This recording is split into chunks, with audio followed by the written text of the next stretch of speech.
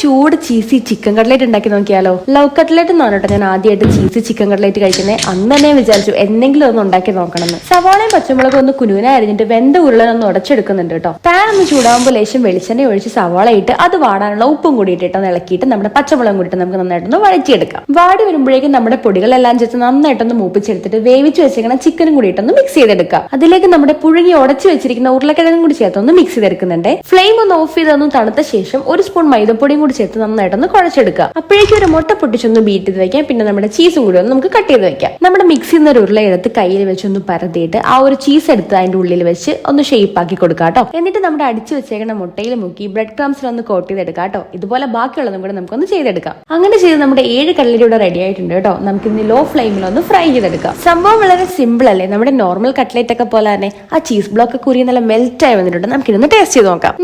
അടിപൊളി. അപ്പൊ എല്ലാവരും ഒന്ന് ട്രൈ നോക്കണം.